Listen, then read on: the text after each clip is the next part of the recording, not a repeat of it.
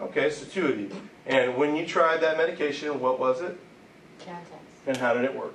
Fantastic. Okay, so if it worked so fantastic, why are you here? Because after 6 months, I hit a rough spot. Okay, because life happens, right? How about you, sir? I've had the patches and Chantix, so Okay, and what worked better out of the bunch? probably the Chantix. Okay, and when you took the Chantix, did you feel okay and it made you want to quit smoking? Well, it didn't necessarily. It didn't make me want to quit smoking. Okay, what did it do? Well, I mean, no, it worked though. It did. And it works by blocking the nicotine that your body gets. Craving, and takes away the cravings, right? Yeah. Okay, so how did you start smoking again? Life happens. Do you think that sometimes when you're trying to quit something like this, it's kind of like getting a divorce? There's baggage with it, don't you think? Well, sometimes the baggage is an ashtray your kid made for you in school. Or sometimes the baggage is the people at your house who haven't stopped smoking and you're trying to quit, right? Or the people in your life who still smoke and you're still friends with them. You know, I don't believe in telling your friends I can't be friends with you anymore because I made a choice to quit smoking. I think that's dumb. Okay, instead, okay, you choose not to smoke with them. That's the answer. You don't make your friends change for you, you just change yourself. Seriously. I know that sounds hard, but here's the deal. If you do that, if you were to stop associating yourself with friends because you quit smoking, okay, then you literally cut yourself off from a huge network of people that you have that are there for you, okay? Because believe it or not, everybody who is a smoker has been a non-smoker before. And everybody who is a smoker understands what you go through when you quit. A lot of times they're a lot more sympathetic for you than you think, and they're respectful, okay, if you tell them. But you must. So step one is, what's step one? Tell your friends. No. Step one is, why are you here and what's your, okay, step two is how we're going to stick to the plan of not smoking, right? And step three is sticking with it so that you don't keep smoking, okay?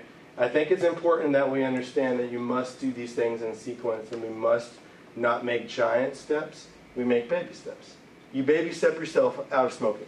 You don't do anything all of a sudden because all of a sudden usually throws crap at you. Okay, so instead of doing that, you do it in baby steps. So I mean like this. Let's say that we are a pack-a-day smoker and that's 20 cigarettes. And you really want to quit smoking. And today is your day that you're coming to class. Let's say that that was you. Okay? You would start by smoking 18 tomorrow. 16 the next day. 14 the next day. 12 the next day. 10 the next day. And then when you get to your week, which is next Wednesday, you say, I'm going to quit. And that's how we do it. We wean ourselves down so that we're not using so much nicotine on the day that we quit.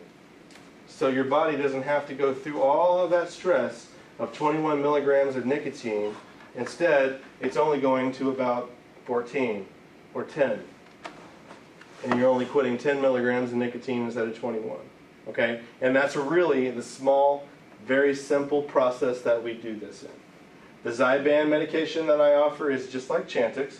It helps you to reduce your desire to smoke. It helps you get through the side effects of smoking so that you don't feel crazy while you're trying to quit. It gets you through all of the stress and all of the mood swings and all of that stuff, just like Chantix does. The nicotine patch is nicotine replacement therapy, which means that you stop smoking, but you put this patch on. You're still getting nicotine.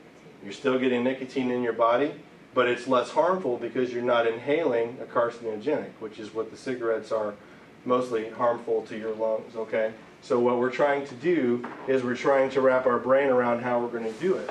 So I think sometimes when you guys understand that the purpose of the class is to kind of give you a toolbox full of things to throw at you, and you're going to have to reach in and pick out that tool when you need it, okay? So today's toolbox lesson is how to not be dependent upon something that we enjoy every day, and how to remove the hook that has been fixed into you permanently for the last 10 plus years, okay? And to show you how to manipulate your stress in a new way so that you're not going through the stress of quitting something that's something you really depend on and really enjoy, okay? So let's talk about marriage for a minute. Is anybody here divorced? Okay, good. I'm not Divorces, after this. no, divorces are challenging things to go through. And you started off in love, and you ended up not in love. And there's a lot of crap that happens in between that. Okay? So we're not here for couple counseling, but I am here to tell you that it's highly important that you let the people in your life know that you're quitting something like this. Let them know. Don't do it secretively, do it publicly. The more publicly you do it, the better you will affirm yourself and stick with it. I don't believe in doing anything in the dark. I think that when you do it in the dark, then you find it to be secretive, then you think you're doing something wrong, then we go right back down that path of smoking cigarettes again, even if it's in the closet. Okay? So these are the things that we have to do. Own up to it, be a big girl or a big boy, step up to your problem and face it head on. Okay? Look right at it and say, okay, I'm not afraid of you anymore. I understand that the tobacco industry wants me to smoke. I understand that it throws things at me in ads and movies, and every time I smell it, I want to smoke, and every time I see it, I want to smoke. I understand that I have in the past associated smoking along with stress management, weight loss, breaks, relaxation, celebration. Okay? But I'm going to find a new thing to do. So how do we find something new to replace this? What other things could you possibly do that would take the place of this great thing that we used to do? Anybody? What did you do in the past when you quit before? You just quit. So what did you do in place of it? Because it fills a big old hole in your life. Actually, it really didn't. So, okay. Well, what did you do?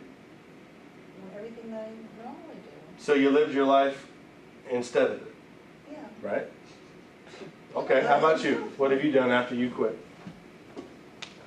Same thing, I just continued, it was just harder.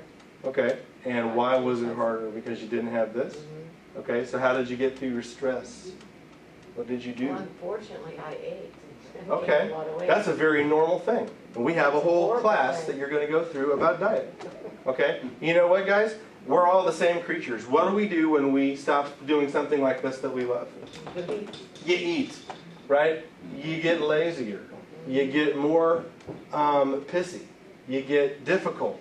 Things don't come to you as easy, right? How do you bowl when you've been smoking and bowling the whole time and now you're not smoking anymore? It's like you just can't even do it. It's like that little commercial where the guy's having a hard time. But that's real. Okay, I find that it's very, very real. How do we drive a car when we don't have a cigarette in our hand? How do we talk on the phone without a cigarette? Okay, here's how you do it. The reason you do those things every single time, always the same way, is because you have a habit. Okay, so here's what we do. Instead of drinking coffee with a cigarette in the morning, we put the coffee pot from this countertop over here. And what does that do you think? Moving one little thing from one side Balance. to the other side. Changes your routine. Oh yeah, change your routine. And what happens with us in the mornings? Are we creatures of habit in the morning, do you think? Yes. Well, let's talk about that. You probably hit your alarm 3 times to turn your snooze button, right? Okay.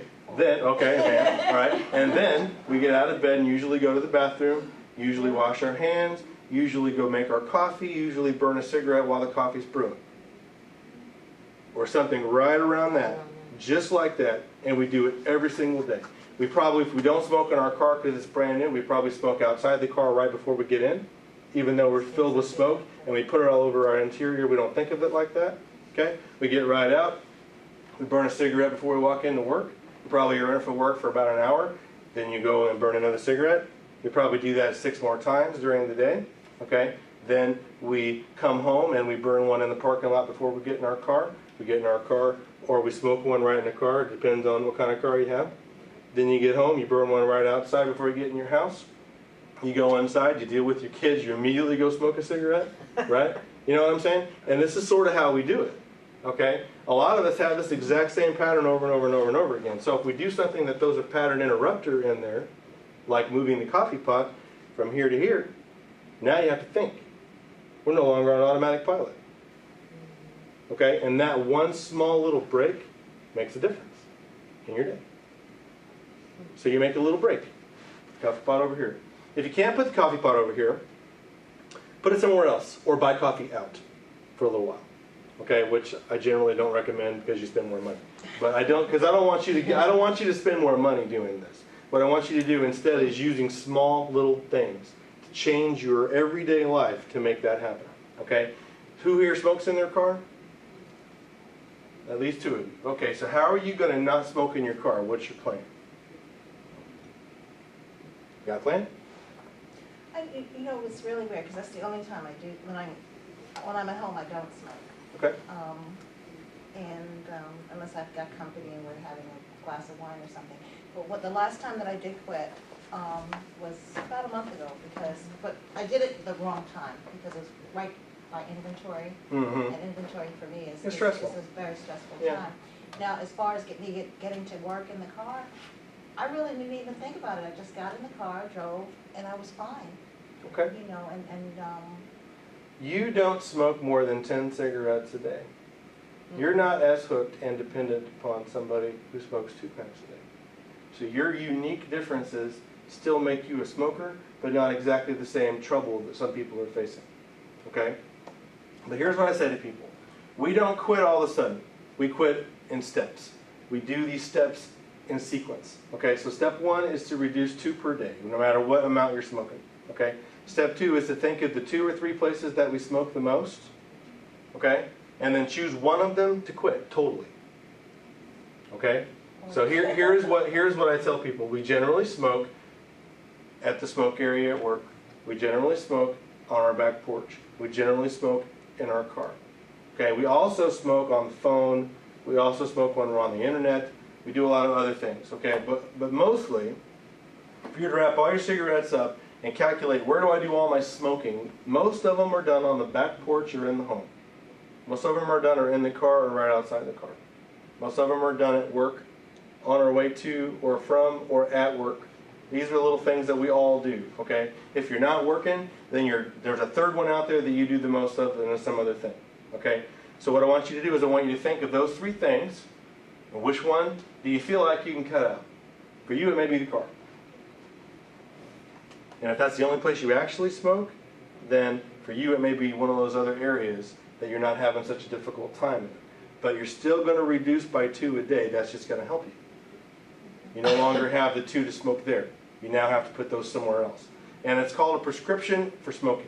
You think about what you want to do, when you need it, when you must have it.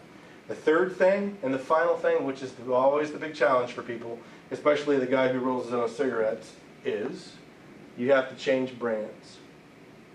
Changing brands means 2 things. A, you're not getting what you like and what you're used to tasting. Okay? And B, you're only going to smoke when you need it, instead of when you're bored. Because believe it or not, a lot of our cigarette smoking isn't because we're really needing it. It's because we're bored. Okay? So that bored cigarette is the one that's not in the morning, it's not in the evening, it's somewhere in the day, and that's how we get up to 20 and 40 a day. Okay? All these little superfluous bored cigarettes that we smoke. So we got to figure out in our day where we're going to get rid of those. And then we begin getting rid of those. Okay? And by changing brands and not rolling your own anymore, you're not going to get the same enjoyment and satisfaction out of that. You couple those 3 things along with the 4th thing, which is the meds, and you got a plan. And that's how we do it. It's very simple. Okay? Step 1, we reduce. Step 2, we pick a place that we're not going to smoke in. Step 3, we change brands. Step 4, we stay on our meds.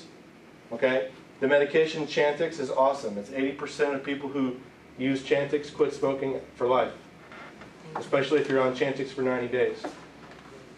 Everything that I issue you here out of the pharmacy is on a long-term plan, including nicotine patches. I want you on it for a while so that we have the options to reduce you down, and wean you off, if it's a patch. Okay, so that being said, do we know why we're here? Yes. Yeah? Do we know how to beat cigarettes? Do we know where to start? Do we know our own ability to do this? Because I'm like your little cheerleader. Okay, my goal here is to tell you you can do it. You wouldn't be here if you weren't serious, because nobody wants to sit and listen to me speak for an hour.